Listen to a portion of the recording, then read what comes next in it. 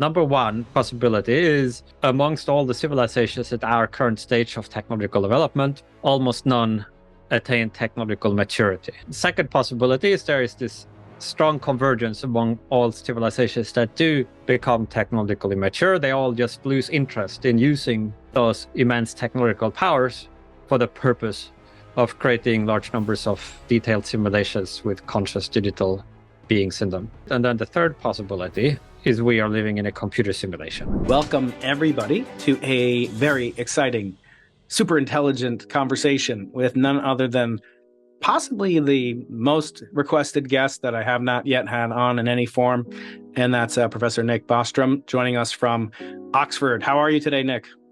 A pleasure. It's really great to meet you virtually, and we'd be together if there weren't, existential risks threatening the world.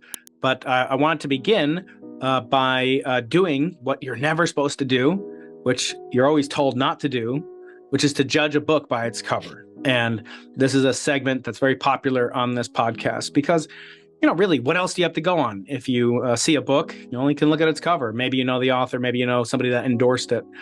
So I want to talk about your New York Times #1 best-selling book called Superintelligence. And I want to ask you, how did you come up with the title, the subtitle, and the very, very evocative and interesting cover design, at least here in the US, which is a very wise and observant bird known as the owl. So, Nick, how did you come up with the title and the cover design for this wonderful book?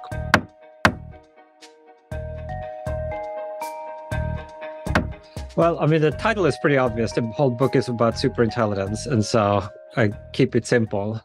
There is a subtitle, Paths, Dangers, Strategies. Since it's a book with academic pretensions, I feel it needed the double-barreled approach. It also fleshes it out a little. The cover was a bit of a struggle, actually, with the publisher to get it the way I wanted. The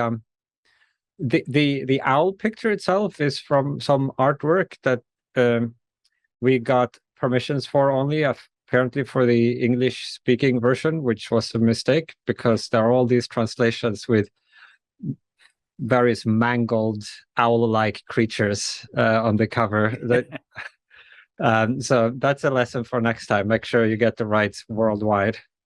And then I added these little, there are some snowy trees in the background, and I think you can actually see some computer code in there as well, in the trees. That's a little Easter egg in that code. It's probably going to remain an uncracked mystery.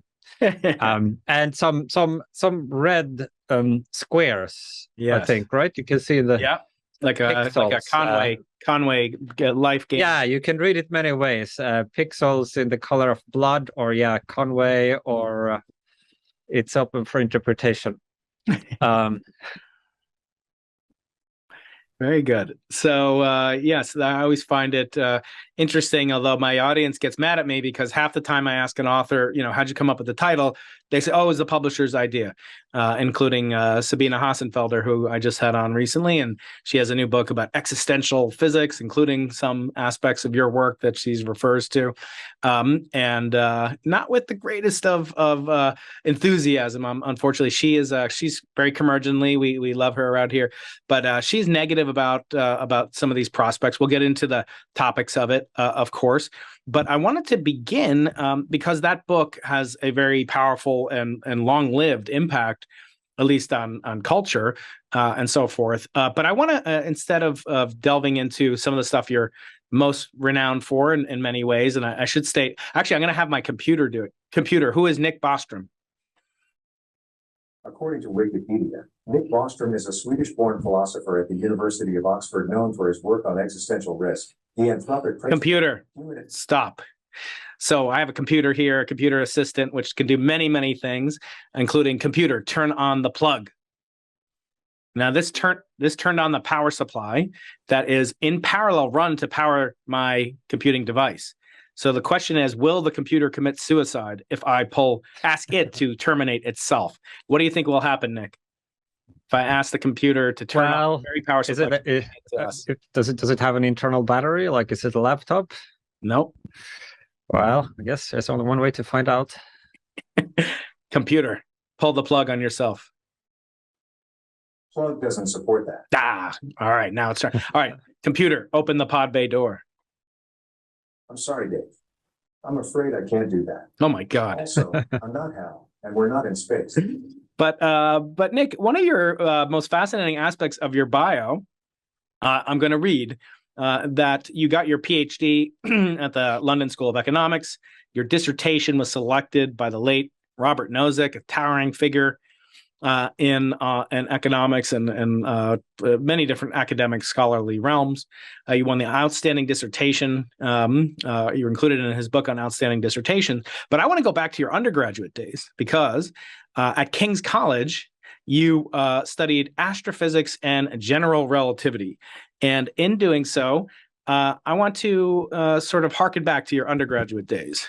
And that is to bring up this guy. So this is a guy, he's a pretty famous guy. His name's Albert Einstein. And Albert said, and I quote, he said, the happiest thought of his life. Do you know what the happiest thought of Albert Einstein's life was, Nick?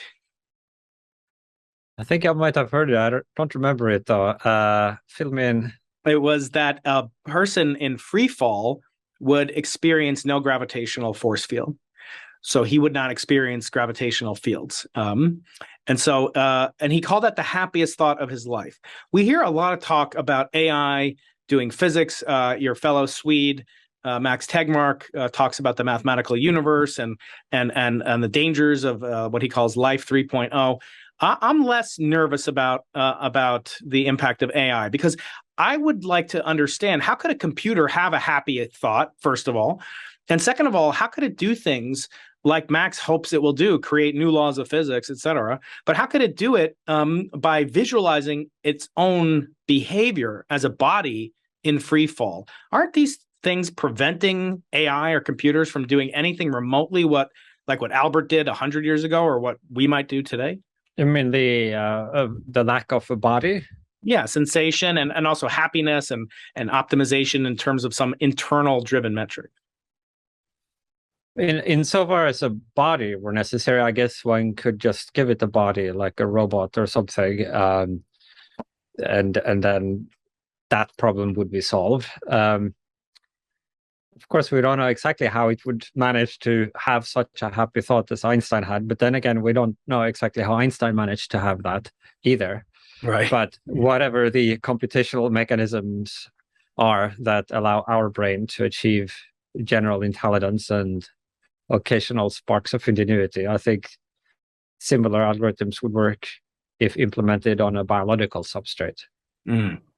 So instantiating that, and similarly, could you instantiate feelings of pain as sort of a corrective mechanism, a way to, what humans react to stimuli, both positive, as Einstein did in that example, but also negatively? I mean, could you imagine a situation where, computing device could come up with some sort of, physical analog to pain, blow a capacitor here or there? Stop, Dave.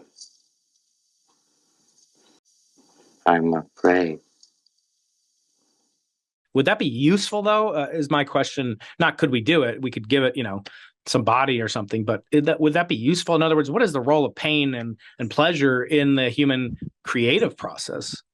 Well, certainly the functional analog of pain and pleasure are used in reinforcement learning. You give positive or negative rewards that then increases or decreases the propensity to repeat the same behavior that led to the reward. So that's one of the main paradigms in current machine learning.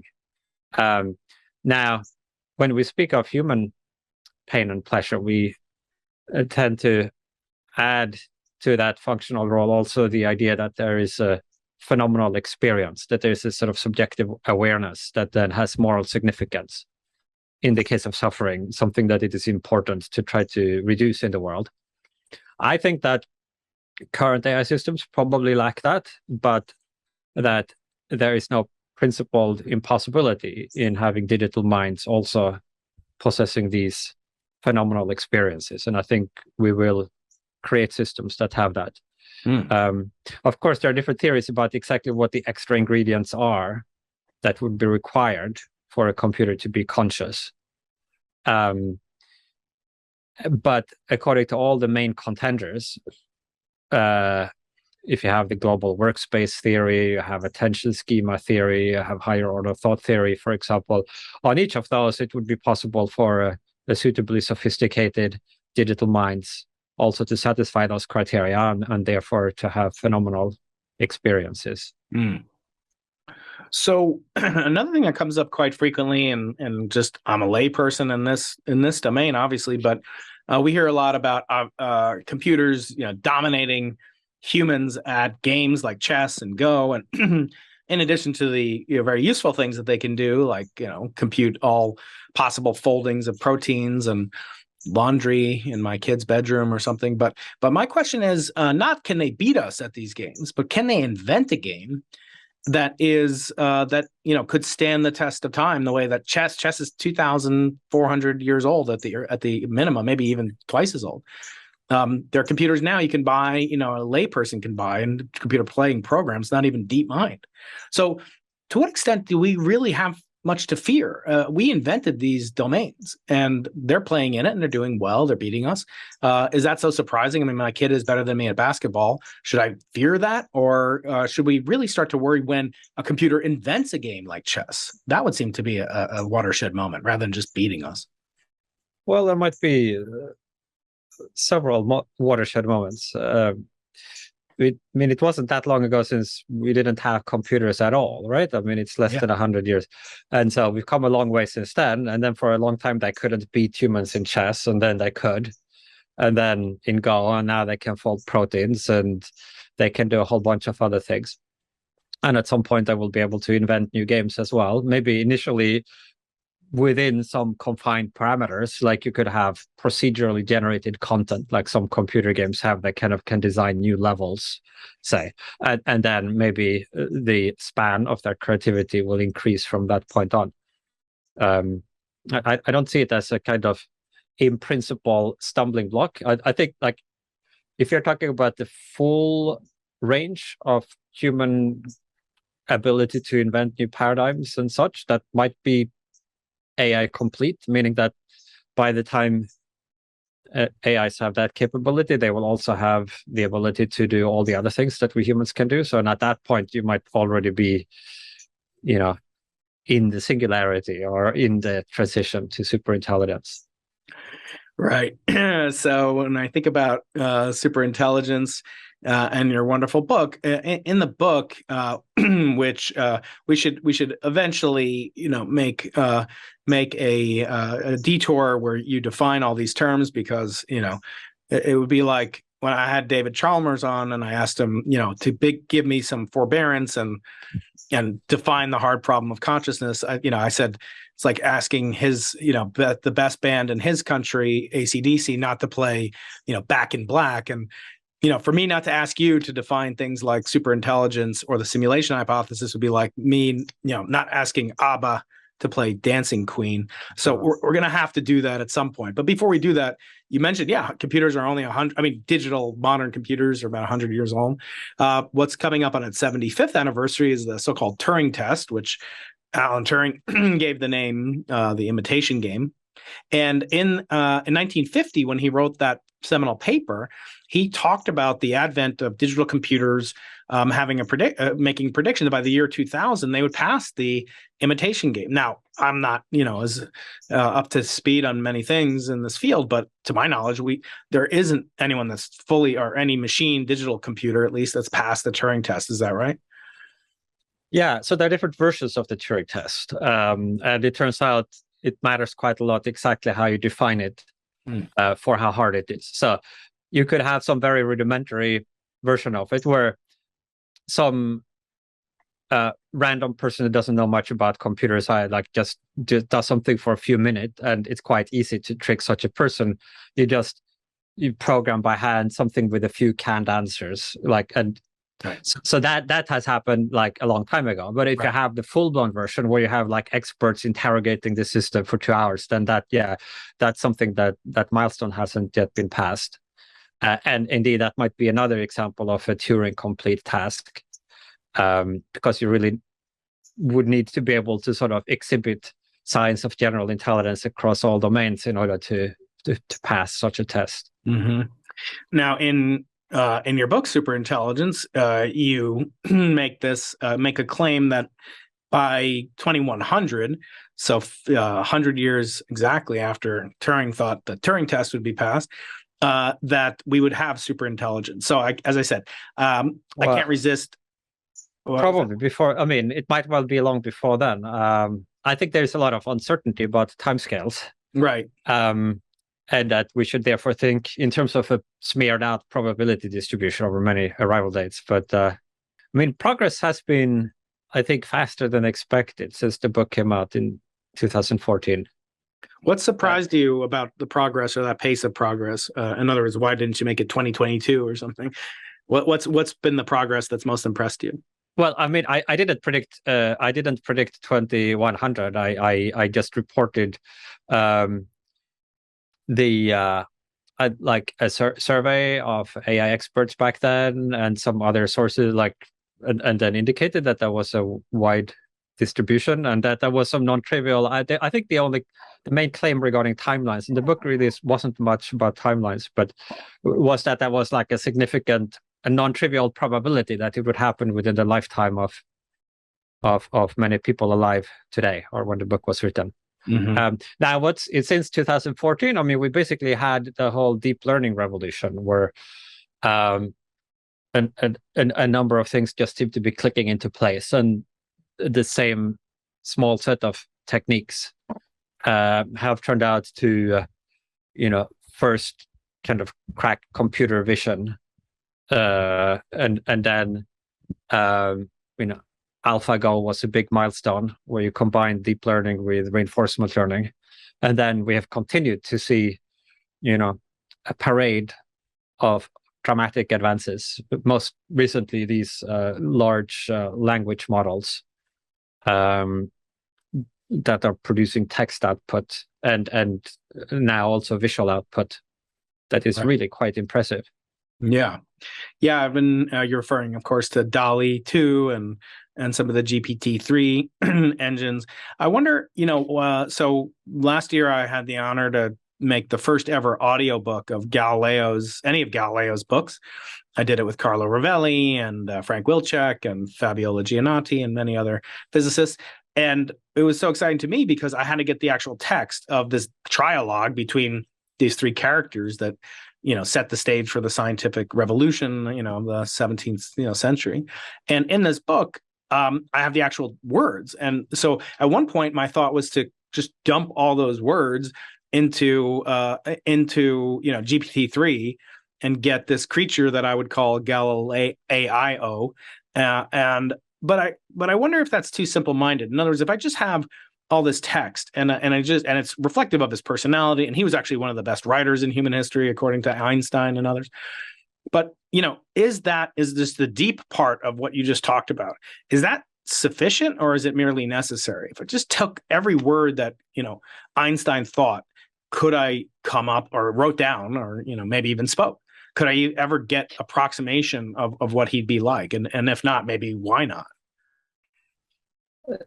So you mean whether from, say, the textual output of a normal human, you could, in theory, infer what the mind must have been like that wrote those words? Yeah, I mean, the mind is reflected by that. Yeah, it is. I mean, we don't know.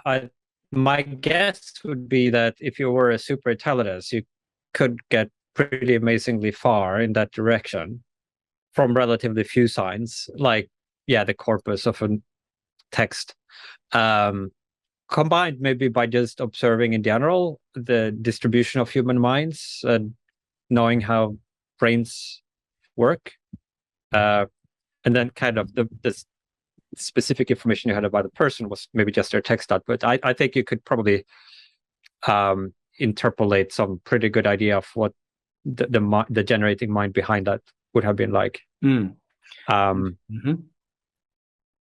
Yeah, so that seems to me to be one of the maybe it's this notion of Turing completeness that would maybe not be met, but it would still be a useful. I mean, something that's not Turing complete is still pretty useful, right? I mean, I have these computer programs that I put my kids in front of, and they'll ask it, "How was your day?" and "How do you feel about that?" and well, "Why is your dad such a bad dad?" It'll do all these things that entertainment. It doesn't mean, in other words, you have to solve the Turing, the imitation game in order to have something of great use, obviously. So I want to turn, to this notion of, the simulation hypothesis, which you're intimately connected with. And as I said, not asking you to define it would be like not asking ABBA to sing Dancing Queen.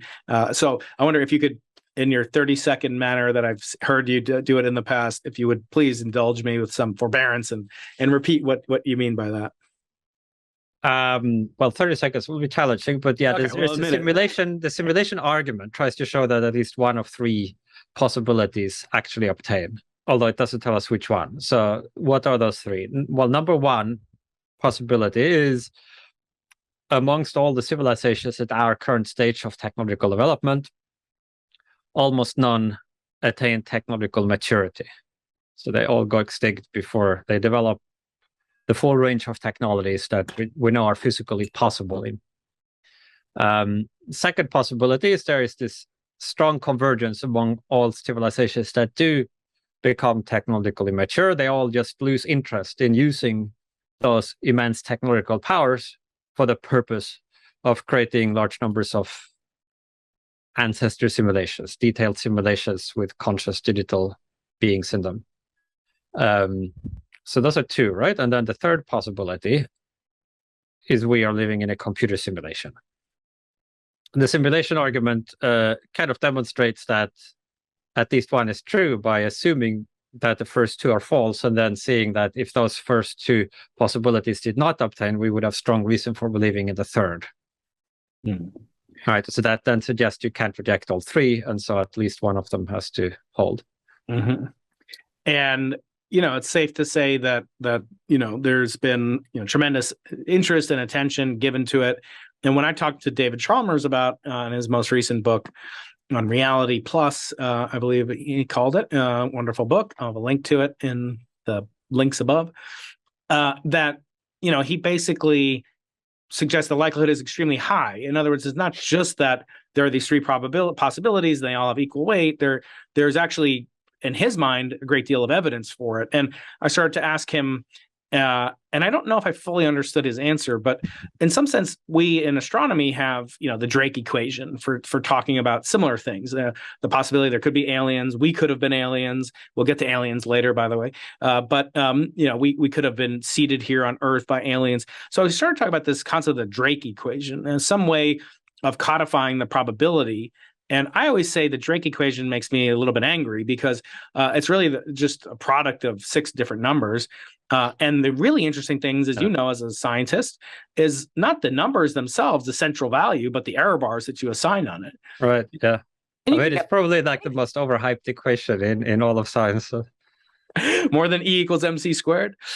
Well, I mean, E equals MC squared is like a deep, profound revolutionary insight that took immense genius to arrive at, right? I mean, the Drake equation, as you said, is just like, multiplying a bunch of numbers. So I came up with the Chalmers, equation, the analog thing. But I wonder if you could walk through like the individual, kind of probabilities of these different outcomes that one of which should obtain. Is it, kind of proper to think about it in terms of a proper Drake equation where you're assigning likelihood based on some Bayesian prior confidence intervals on all these things. And then we can assess the individual challenges to each one of the input priors, as well as our precision on how well we understand them. So could you assign some previous knowledge to these 3 different conjectures, and then ask which one is, if not definitively more probable, is at least most likely to be true? Well, I guess the thing with the simulation argument is that any of the 3 possibilities would be striking if true. So if the first one were the true one, then it means we are basically doomed, right? We will, contrary to what we might hope and expect, not actually develop these technologies that we know to be physically possible. And that's the more striking if we think that we are actually pretty close to being able to do this. So if you are amongst the people who, for example, think superintelligence might well be developed in this century, then if the first hypothesis were true, right, the first disjunct, that would mean not only that we would have to go extinct soon in this century before we reach superintelligence, or otherwise sort of stop all technological progress, which already would be pretty surprising and alarming, but also that the same would hold true for basically all other technological civilizations throughout the cosmos. So it's not as if that would be a shock. That would be like a major big revelation about the world. That would be very surprising. The second possibility also would be kind of surprising if you think that there is this immense convergence where everybody would just refrain from using powerful computers, that they could, by allocating just a tiny percentage of a small number of their vast numbers of computers for just, a few minutes, produce enormous quantities of these answers to simulations. And I wouldn't even do that. Not just would our descendants not do that, but again, it would have to be a pretty universal pattern throughout the universe. So that also would be striking. What could cause such a convergence in behavior? Mm-hmm. And then the simulation hypothesis is, of course, striking. And so I think that's what gives the simulation argument its oomph, even before you roll in any further surmises you might have about how the probability should be apportioned as between these three alternatives. Mm-hmm. And in terms of, as I mentioned before we started recording, I spoke with your colleague there, Sir Roger Penrose, about his theory of what he calls orchestrated objective reality, which involves very complex, detailed predictions about how wave functions actually collapse. And they do so in connection to another one of his great, kind of triumphs. It involves what's called the Wild curvature, which is a derivative of an analog function within, continuous 3 dimensions of space and one of time in GR. But I wonder, and I asked him about his thoughts on superintelligence and the simulation hypothesis, and he was very not sanguine, because as you probably know, he doesn't believe the brain is a computer in a sense. And right. So I wonder, is that a valid objection? In other words, I say there aren't, the ultimate computers aren't even quantum computers. They are quantum computers, but consciousness is a manifestation of of this very, very highly non-trivial classical problem that does involve at some level how a wave function actually collapses and what causes it to collapse. And then it's instantiated in terms of these microtubules inside of the human brain. So how would you react to that? What if these ultimate computers that the ultimate, simulators will come up with or have nothing to do with an advanced, MacBook Pro? Yeah. So, I don't buy this claim of quantum consciousness. I don't particularly think that quantum phenomena are important for how we humans achieve our high-level cognition. I think the human brain is basically too noisy to really take advantage of quantum superpositions. If he were right about that, then what would have to be assumed in order for the simulation argument still to hold would be that at technological maturity, you were able to construct extremely powerful quantum computers such that you would be able to make a lot of simulations of minds in the future, even though each of those minds that you would have to simulate would require harnessing quantum computation. It does seem like if the human mind naturally evolved to take advantage of those quantum phenomena, then presumably a technologically mature civilization could also take advantage of those phenomena and probably do it on a larger scale, or at least with great parallelism, so that if I had to guess, it would still be feasible to create astronomical numbers of human-like experiences, even under those assumptions. But as I said, I don't buy the assumptions. Mm-hmm. When you look at these kind of arguments, I guess one question that naturally arises is, yes, if these processes, people tend to put a lot under the rug, as we say, saying something is quantum, right? So that allows for a lot of either sloppy thinking or in some sense a lot of latitude. But thinking about processes that are continuous versus discrete, I do note that Turing in his paper, a lot of people forget this, he was only talking about digital computers. Now that could have been because those are the only kinds of analog computers existed, right? I mean, they've been around for thousands of years. But I don't think he was necessarily making a distinction between quantum computers, which people have thought about. But where do they fit in? I mean, it seems to me, in most cases, quantum computers, at least today, are the best devices ever made for studying quantum computers. They can do other things, and colleagues of yours like Scott Aronson and others have done great work and kind of forecasting what they could do. But is there sort of hype with that? Not Drake equation level hype, but are people basically extrapolating from hearing this magical word quantum to this enormous infinite power, which is not really the intention? In other words, is a quantum computer really the ultimate evolution that's necessary in any way to unlock the simulation arguments? No, I don't think it's necessary either for the simulation argument or for indeed developing machine superintelligence. I think if we really got quantum computers to work, they would accelerate certain types of computation that would be useful, for example, as you said, for simulating quantum systems, also for cracking certain cryptographic codes. And no doubt people would find other uses for them. Possibly some uses that might be helpful for developing artificial general intelligence, although it's not completely clear how. But it's not needed.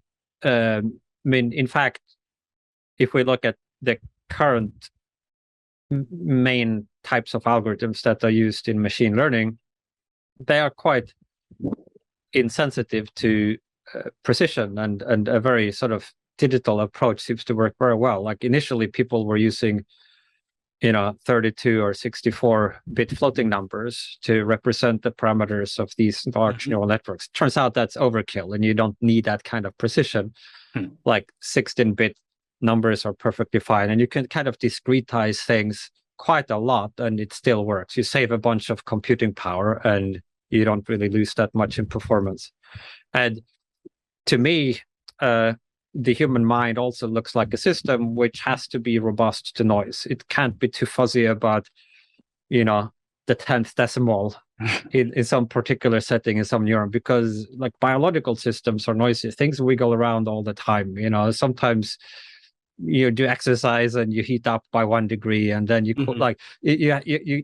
can't rely on those excessively fine gradations, I think. And so that kind of forces you to use a slightly more robust paradigm where exactly where you carve up the bits doesn't really, is not critical for the functionality. So my wife has a question, which is, if the simulation argument is correct, why are there so many Kardashians? Well, why wouldn't there be? I guess it's like these, people that like Shirley MacLaine here. Yeah.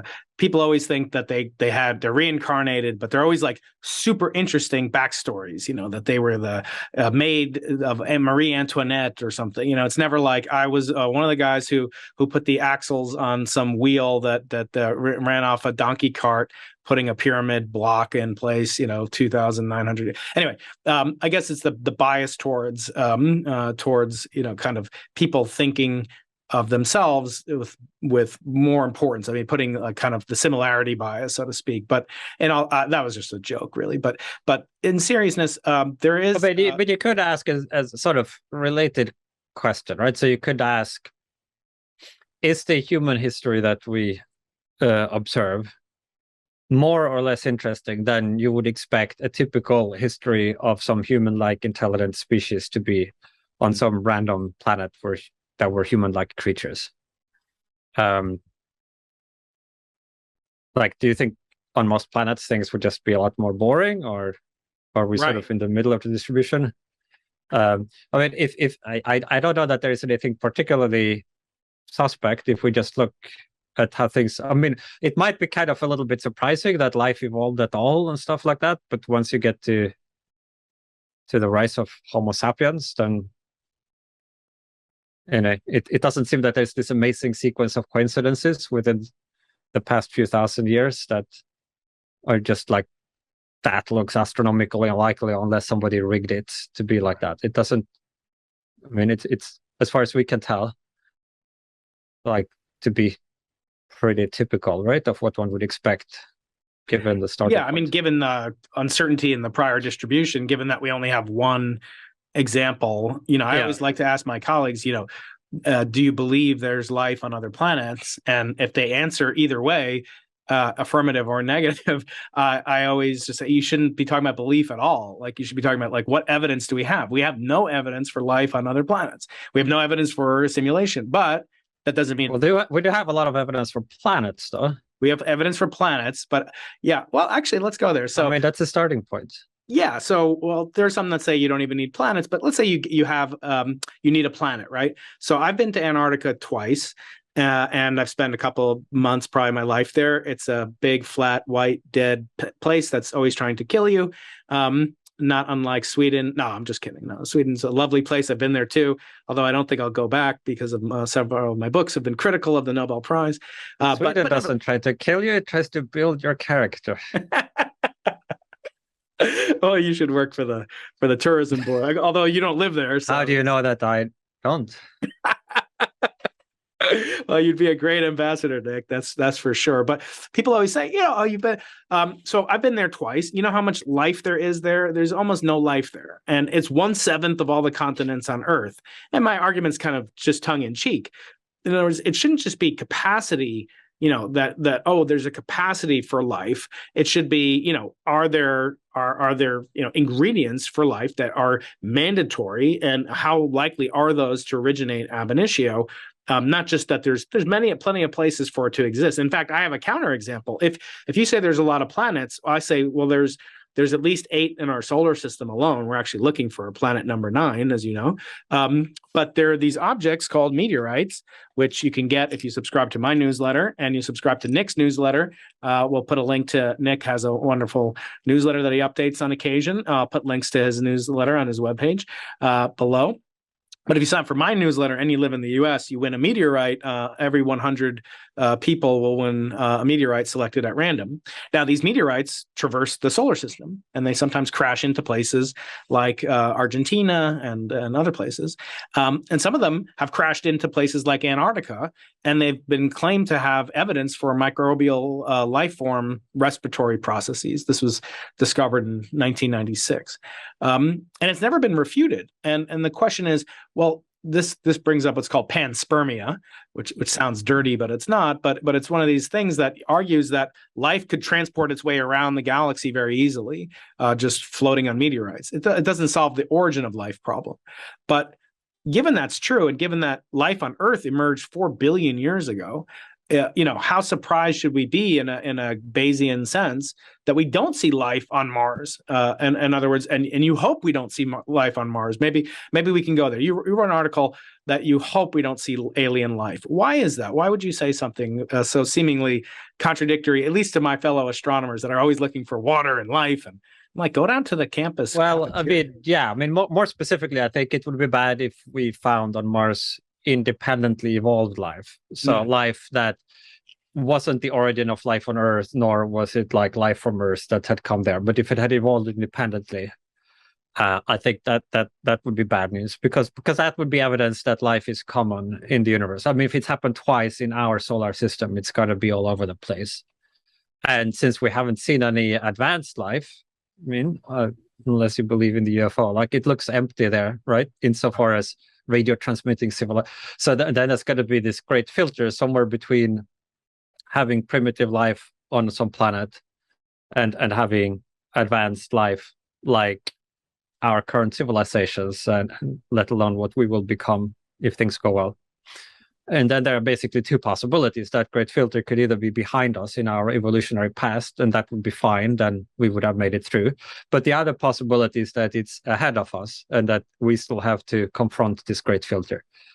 And that would be very bad news, because by definition, the great filter would be some transition that almost nobody makes it through. Right. And so we don't should call it great for fail. nothing, right? Right. So since there are these two, so conditional on finding independently evolved life, there's got to be this great filter. It could be behind us or before us. We don't know which one, but some of the probability would then be on it being ahead of us. So it would be bad news for our own future prospects, because there might then well be this great filter. It would increase the chance that there is a great filter in our future. But yeah, I think there is life in the universe, though it's not just probably very far away, or quite likely very far away. I mean, it's at least if you think the universe is infinite and there are like infinitely many planets there, then it would be a virtual certainty, right, that it would exist on. Unless there's a huge barrier to it. And I think, well, even if there were a huge barrier, like if there were a finite probability and you have like an infinite number of rolls of the dice, you would get any possible outcome, not just a few times, but in fact, infinitely many times. Sure.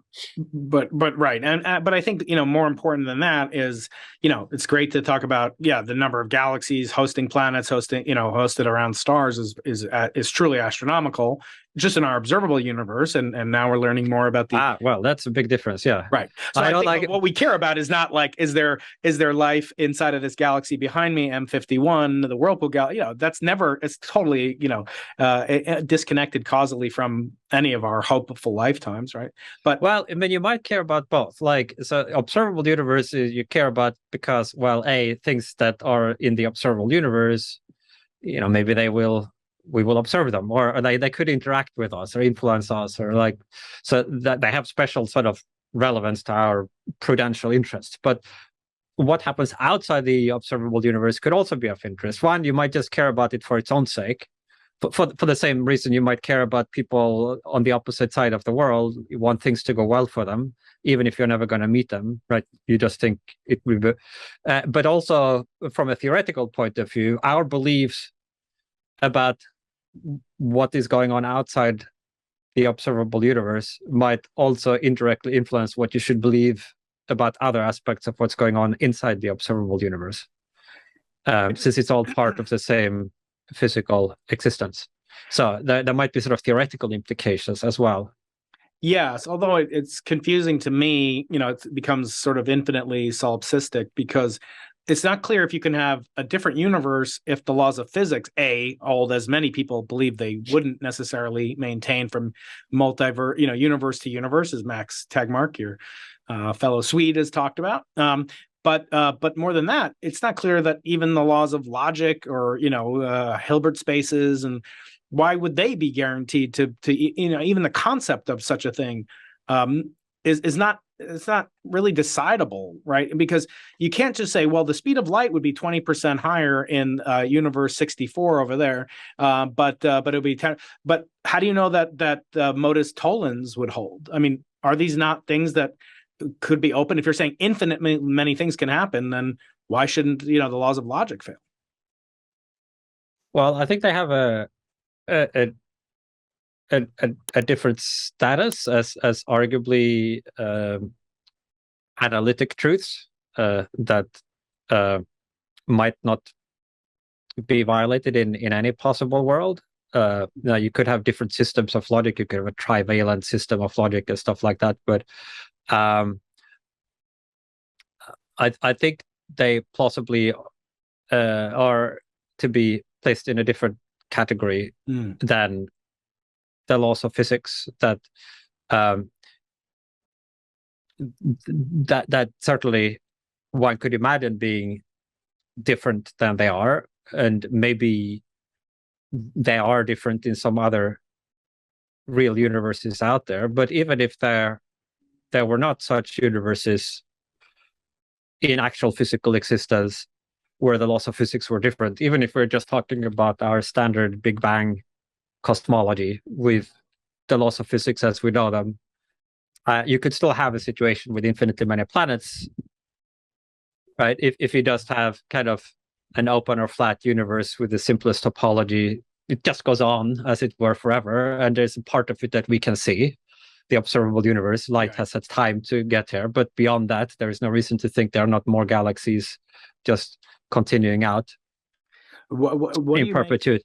What do you make of those that suggest that, like the multiverse, which is what you're describing, that the simulation hypothesis or argument, sorry, is not falsifiable, and therefore, in their words, I'm not saying this, it's not part of the domain of science, which is admittedly very Popperian demarcation, dialectical, but what do you make of these criticisms? Like, you can't falsify the simulation hypothesis because it could all be simulations and turtles all the way down. How do you react to those kinds of criticisms? Yeah, I think there are certainly possible observations that would increase or decrease the probability of the simulation hypothesis. For example, take the limiting case where a big window pops up in front of you saying you're in a simulation, click here for more information or something like that. That would be pretty strong evidence. I don't know though, Nick, because I talk about, I'm a practicing Jew, and we make note in our Torah and the Bible, the Old Testament, whatever you want to call it, just a few days, weeks after the Jews allegedly witnessed the splitting of the sea in Egypt, allowing them to traverse on their way to go to the land of Israel, that they missed Moses for 40 days. He was about 6 hours late from returning from communicating with God and getting the 10 Commandments. And in that 6-hour period, after 40 days after witnessing this miracle among all miracles, they made a golden calf. Now, that, I think, in other words, I think if somebody said they saw this click here button, just as people say about the Jew, they were hallucinating, or there was a wind and there was some mass delusion, or it didn't happen. I think there are a lot of ways that people would reject, quote unquote observational eyewitness evidence, but certainly but maybe even physical quote unquote evidence, because it could all be a brain in a jar. So a brain in a jar is not that different from the simulation argument. I mean, I think then you have to go into the estimating the cost of producing brains in jars versus creating simulated minds in virtual realities, where I argue that it would be a lot cheaper for a technologically mature civilization to run the whole thing in silico, like so it would just be a more efficient way to generate, and then you would generate more of them. So even if there were some brains in jars, which there might well be, that would be more people with our experience that would be in digital simulations. And so we should expect, if we're one of those two kinds, we would more likely be one of the kind that has many more instances. I see. But yeah, no, I mean, certainly if it were some random person reporting that they had seen a big window popping up,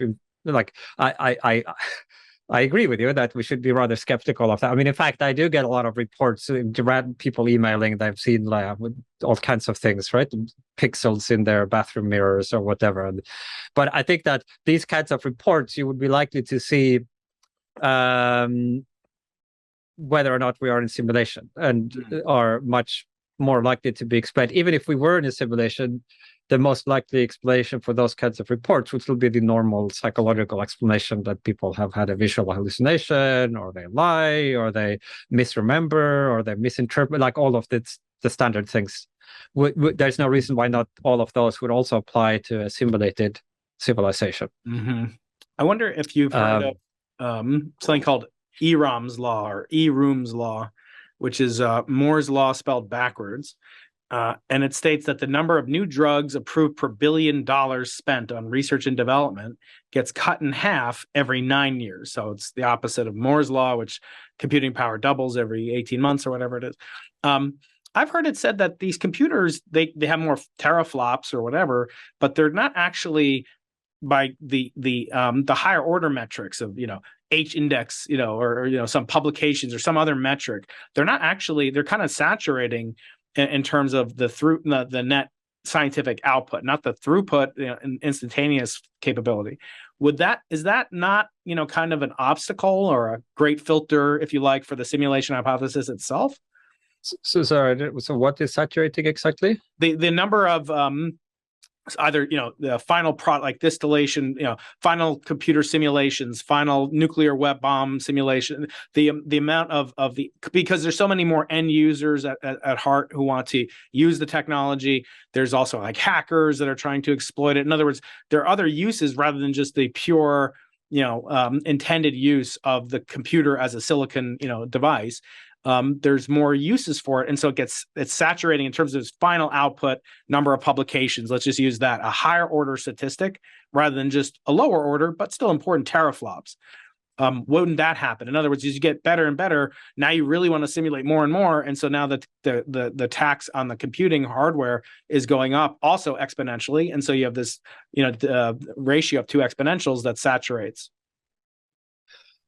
I'm not sure exactly. I mean, if you look at, I don't know, like the number of video frames that humanity is producing, I'm sure it's growing rapidly, and the number of photographs taken is, I think, still increasing. The amount of compute that is being devoted to artificial intelligence applications has been growing a lot faster than Moore's law over the past years. How to assess the output of that? Of course, that's a kind of qualitative judgment. You could have specific benchmarks where you can plot progress, like on classifying dog and cat images. What's the error rate? And you can see in specific domains like Go playing capability or chess playing capability, and you do see improvements there. Like it tends to saturate if you're measuring at the error rate, because it has sort of a lower bound of 0, or sometimes intrinsically in the data set there is like a minimum possible error rate. So as it approaches that, it has to saturate. But then there are new domains to conquer, and my take, if you just look qualitatively at AI achievement impressiveness in some sort of just guts level sense of, do you get the sense for wow when you're looking at what's being achieved each year? I don't have a sense of that having stagnated in AI in the last few years. I mean, from the start of the deep learning revolution, it seems like every year or two we have some other major intuitively impressive achievement. Most recently, I guess, the alpha folding of all these proteins, and then the large language models, and then these sort of DALL-E style systems, and recently some kind of reasoning systems built on top of the large language models as well, that are now solving kind of math problems. There's a codex that is like a code writing assist, like all of these things just at the gut level, I think feels pretty impressive, and with no particular sense of us having plateaued. I think we rather seem to be in the midst of something very rapid unfolding of potential there. But maybe it will possibly stagnate at some point before maybe it gets going again, but I don't think we are in the midst of any stagnation in AI currently. I wonder, I know it's getting late there, Nick. Do you have time for one more segment about risks in the future? Well, I could take one more question. Okay. All right. I'm gonna parlay this into a question regarding risk, but also the simulation hypothesis. So we've had COVID.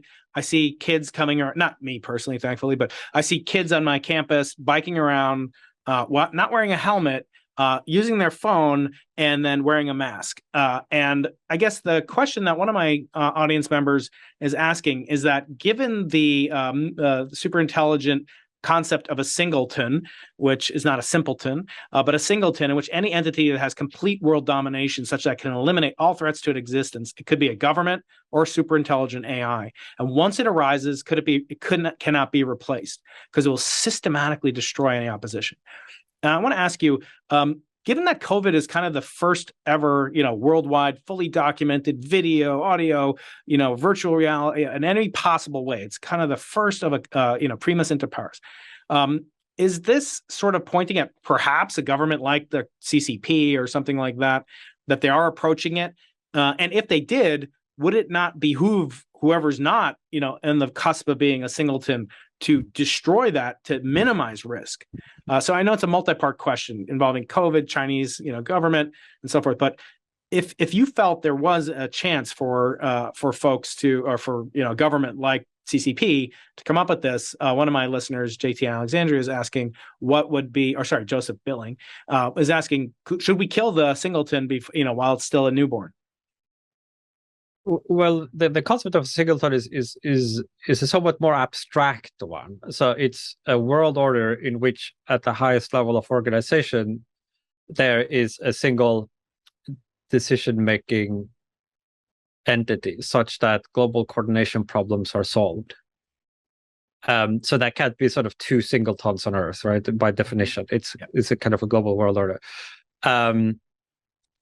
And so it's to some extent a matter of degree. We have various weaker forms of international collaboration, but they are far from perfect. So we still have global coordination problems that we haven't solved, that results in the fact that we have militaries that are preparing to kill the people in the other militaries, that we have global warming, that we have overfishing, that we have a whole bunch of problems that arise fundamentally from our ability to get along with one another.